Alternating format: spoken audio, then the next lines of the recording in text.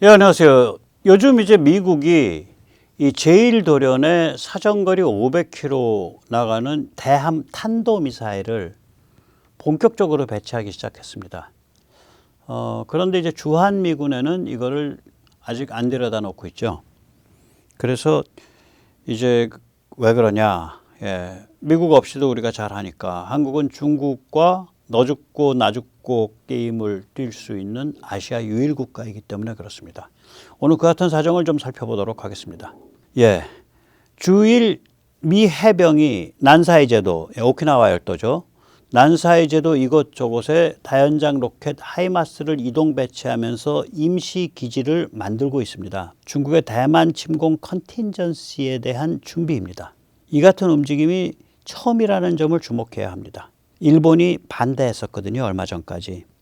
이제 일본이 여기에 오케이 한 겁니다. 그래서 이제 이 오키나와 열도 난세이 제도에 하이마스를 이제 이동 배치해서 깔기 시작하는 거예요. 그래서 이제 그것을 위한 임시 기지들을 여기저기 만드는 거죠. 거기 섬이 수십 개인데 거기 다 만들겠다는 거예요.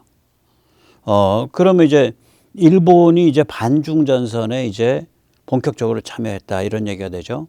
비록 영어로 되어 있지만 저기 보면 교도통신이고요. 그 제목은 빨간 글씨. 미국이 그 대만 침공에 대비해서 일본 열도에 일본 섬에 미사일을 깔기 시작했다. 미사일을 깐다. 뭐 그런 제목입니다. 여기는 해병 중심이고요. 일본의 미 해병뿐만이 아니죠. 미 육군은 필리핀에 하이마스 등 중거리 타격 무기를 사실상 영구적으로 배치했습니다. 어쩌면 사거리 2414km쯤 나가는 최신형 지상발사 토마호크도 배치했을지 모릅니다. 이 부대가 그걸 같이 다루는 부대예요. 그러니까 다영역 임무여단사나 타이푼 부대. 이거는 여기서 이제 보듯이 C-130 수송기로 이 섬에서 저 섬으로 옮겨 다니면서 배치하는 훈련을 하고 있어요. C-130 수송기로. 미군이 지금 필리핀에서. 예.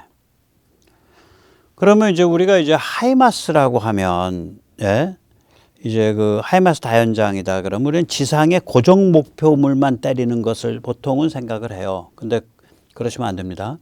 사거리 500km짜리 신형 탄도미사일 프리즘은 사실상 그 목표가 그 대함 탄도미사일이에요.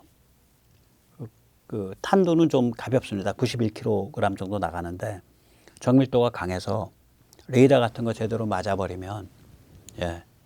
그리고 키네틱 에너지, 그 운동 에너지가 있어서 그걸로 제대로 뚫려버리게 되면 뭐 배가 좀 운항이 좀 어렵게 되죠. 제대로 작전이 좀 어렵게 되죠. 예. 여기서 잠시 세뇌탈출 자유구독료 부탁 말씀 올리고 또 이어가도록 하겠습니다. 아시다시피 세뇌탈출은 광고가 잘 붙지 않습니다. 붙더라도 천천히 붙는 경향이 있습니다. 도와주시면 보다 좋은 컨텐츠로 찾아뵙는데 커다란 힘이 되겠습니다. 감사합니다. 예, 지난 6월에 미 육군의 다영의 임무여단 MDTF는 서태평양이 팔라우 섬이 지도에 나오는 요 가운데 있는 팔라우, 예, 그 녹색 점찍혀 있는데요. 그러니까 필리핀하고 파푸아뉴기니 사이에 있는 섬이죠. 거기서 프리즘 탄도미사일을 이용해서 해상에서 움직이는 전함을 때리는 무력 시위를 했습니다. 예, 물론 중국은 길길이 날뛰었죠.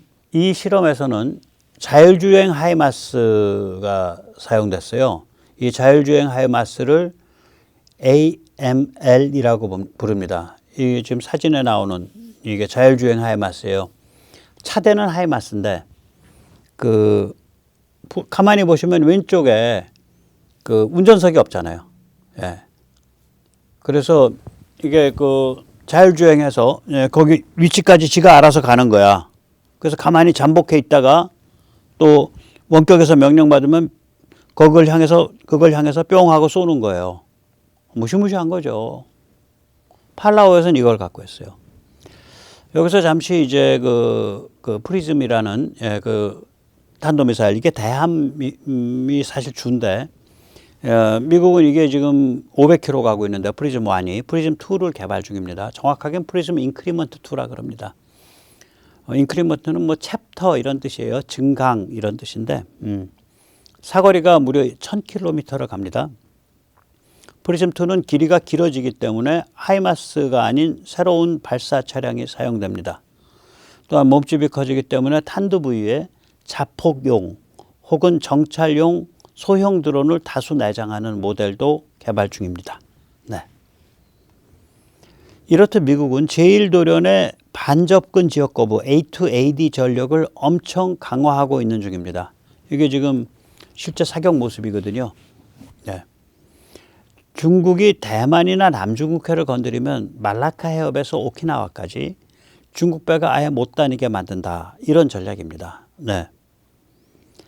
그런데 이제 주한미군에는 이 프리즘 대함 탄도미사일이 배치되지 않았습니다. 아직까지. 왜 그럴까요? 저는 이거 상당 기간 배치 안 된다고 봐요. 이게 이제 미국의 다연장 시스템, 그 하이마스든 혹은 궤도형이든 간에 이거 주한미군이 갖고 있는 거, 거기에는 아타크음스만 있거든요, 현재. 그래서 이제 밀리터리 평론하시는 분들 중에서는 그 아타크음스가 이제 프리즘으로 바뀔 거다라는데 조금 더 중국과의 긴장이 높아져야 바뀔 겁니다. 이게 프리즘으로 바꾸게 되면 중국을 크게 자극하죠. 지금 필리핀과 그 오키나와 열도에 깔리는 것만 갖고 중국이 댕댕거리고 있는데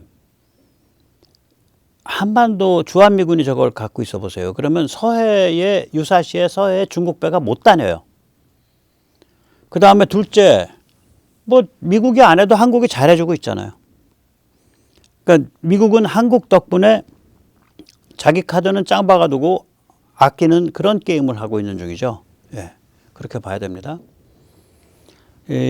참고로 이제 한국도 천무 239에서 발사하는 대함 탄도미사일 CTM-MR을 검토 중이며 한화는 개발하겠다라고 발표를 했는데 이걸 방사청 쪽에서 개발 과제로 안 잡았어요, 아직. 탄도 부위에서 소형 드론이 분리되는 모델 역시 검토 중입니다. 예. 아까 프리즘도 탄도에서 분리되는 거 있죠. 우리는 아마 지금 얘기되는 게 500km까지 보내는 거 얘기하고 있잖아요. 그리고 우리는 이제 한 방 크게 치는 걸 좋아해 갖고 프리즘은 400mm를 가지고 500km를 가면서 탄도가 91kg 정도 되는데 우리는 아마 한 방 치는 걸 좋아해서 600mm 퉁거운 걸 갖고 500km 가면서 탄두가 한 150kg이나 이렇게 될 겁니다. 네. 최소한. 네. 이렇듯 이제 제1도련에서 미군의 기세가 심상치가 않죠. 시간이 갈수록 중국이 불리해집니다. 이제 미군의 무기체계와 군사사상이 이게 진화를 하고 있어요. 세대 진화를 하고 있는데 네트워크 중심, 그 다음에 다영역 합동작전, 그 다음에 초연결 AI 체제로 급속 진화하고 있기 때문에 더욱더 그렇습니다. 뭐 네트워크 중심이라 그러면 이제 다 비슷비슷한 얘기예요, 이거. 이제 그 우주에서부터 바닷속까지 전부 네트워크로 엮어서 돌아간다 이런 소리가 되고요. 다영역 합동작전이라는 건 뭐냐면 육군이 예를 들어서 육군이 작전을 할 때도 공군에서 운영하는 고공정찰이나 혹은 우주 정찰 정보가 육군한테 전달되는 것. 육군이 예를 들어서 지상에서 2414km를 가는 토마호크를 쏴. 그럼 2414km를 육군이 내다봐야 되잖아요. 근데 육군 자산을 갖고 못 내다보거든. 공중이나 우주에 있는 자산으로 내다본 거거든. 그걸 받아가지고 육군이 쏘는 거잖아요. 그러니까 이게 다영역이 되죠. 그래서 육군의 이 부대를 다영역 임무여단이라 그래요. 그러니까 네트워크 중심, 뭐 다영역 다 비슷비슷한 얘기예요. 그 다음에 초연결 AI는 이제 그런 식으로 막 연결되는 상태, 센서와 무기가 다 연결됐어. 무기 이제 때리는 거, 작용하는 거, 이펙터, 센서와 이펙터가 다 연결됐어. 그럼 중간에다가 총괄 AI를 하나 띄우는 거죠. 오큘러스 AI라고 제가 이름 붙였다고 말씀드렸죠. 그래서 걔가 상황을 보고 있으면서 타겟을 식별, 추적, 조준을 하고 사람한테 얘는 요 무기 쓰시고요. 얘는 요 무기 쓰시고요. 쟤는 요 무기 쓰시고요 하고 무기까지 추천하고 사람이 무기를 선택을 하면 그 무기의 발사까지 실행을 하고 그 다음에 그걸 그 배틀 데미지 BDM이라 그러나 배틀 데미지 매니지먼트라 그러나 뭐 어세스먼트라 그러나 그 그러니까 교전 결과 평가까지 해주고, 예, 예. 그런 일을 하는 거거든요. 이 나이프는. 예. 그래서 이런 식으로 지금 미국이 급진화를 하고 있는데 중국이 그걸 못 따라와요. 기술도 없고 중국이 이때까지 돈을 써가지고 찍어낸 그 중국이 미국에 뭐를 상정하고서 돈을 쓰고 찍어냈냐면 대개 그 J-22 상징하죠. J-22 미국에 뭘 상대하려고 그런 거예요? F-22. F-22를 상대하는 요격기 만든다고 J-22 만든 거예요. 중국이. 그러니까 중국이 이제 가랭이가 찢어지게 달려간 그 목표점은 어디였냐면 대개 2003년 이라크 전 정도의 목표입니다. 그것에서 보여지는 미국의 군사 사상, 미국의 무기 체계를 목표로 중국은 달려왔어요. 그런데 미국은 이제 그걸 졸업을 해서 보통 이제 미국이 어떤 군사 사상이나 무기 체계가 한 15년, 20년, 25년마다 한 번씩 세대 진화를 하는데 이 세대 진화가 지금 네트워크 중심, 다영역 합동작전, 초연결 AI 이런 식으로 그 방향으로 세대 진화를 하고 있는 거예요. 그러니까 중국 입장에서는 실컷 쫓아가고 있는데 산 한 이제 6분운선까지 가서 저기까지만 가면 미국 따라잡을 것 같아. 근데 이 산이 아닌가비요. 이 산이 아닌가비요. 그렇게 된 거예요. 그래서 시간이 갈수록 이 중국이 불리해요. 예. 그렇다고 해서 지금 중국이 북한을 내세워서 한반도 전쟁을 일으킬 수 있을까요? 예, 점점 더 어려워지고 있습니다. 우선 첫째, 한미동맹이 급속 강화되고 있기 때문이죠. 한미동맹은 이제 핵전력과 비핵전력을 함께 사용하는 핵기반 동맹으로 이제 발전을 했죠. 예. 그 다음에 한미동맹은 또한 위성 감시정찰 및 미사일 방어를 깊게 연동시키는 위성 감시정찰 미사일 방어 뭐 이런 쪽의 동맹으로 이제 진화하고 있죠. 예. 미 우주군이 여기 들어와 있으니까. 네. 전 세계에서 유일하게 미 우주군이 파견되어 있는 나라니까. 또한 한미동맹은 고급 공중 드론 작전을 함께 하기 시작했어요. 이를 위해서는 한국 공군의 작전사령부 시스템하고 미 공군의 특수작전사령부 플로리다에 있는 예, 그의 시스템이 연동해야 됩니다. 그래서 얼마 전에 11월 달에 이제 그 한국 공군이 운영하는 RQ4가 타겟을 찍어주고 그 타겟이 한국 공군 작전사령부의 컴퓨터 시스템에 들어가서 그게 미국 공군 특수작전사령부 컴퓨터 시스템으로 연결되고 그 데이터가 미 공군이 운영하는 MQ-9에 연결되고 그래서 MQ-9이 그 현장까지 가서 다시 한번 타겟을 확인하고 폭탄을 떨어뜨리는 뭐 그런 실험을 했었죠. 그런 훈련을 했었죠. 이게 이제 고급 공중 드론을 한미 간에 이제 연동시키는 훈련이에요. 또 그것을 위한 컴퓨터 연동이죠. 그러면 이런 고급 공중 드론들은 이 그 핵심적인 그 컴퓨터 자산, 앞으로 이제 나이프로 발전해가는 그 컴퓨터 자산에 연동되어 있는 것들이니까. 그래서 한미동맹은 결국 초연결 AI, 나이프 역시 서로 연동시키는 그런 동맹으로 발전할 것입니다. 네. 그래서 이제 또 한 가지 이제 이 중국이 북한을 내세워서 한반도 도발을 하기 점점 더 어려워지는 두 번째 이유는 한미일 이 삼국 체제의 강화 때문이죠. 앞서 이제 살펴보았듯이 일본이 드디어 반중 전선에 적극 참여하기 시작한 거예요. 이거 굉장한 일입니다. 일본이 정말 좀 얄미운 데가 있는 데거든요. 73년에 그러니까 닉슨이 왔다 갔다 한 바로 다음에 일본이 중국이랑 수교를 했고 그 다음에 75년 봄 아직 월남이 망하기도 전이에요. 몇 달 전이야. 근데 월맹과 수교를 했어요.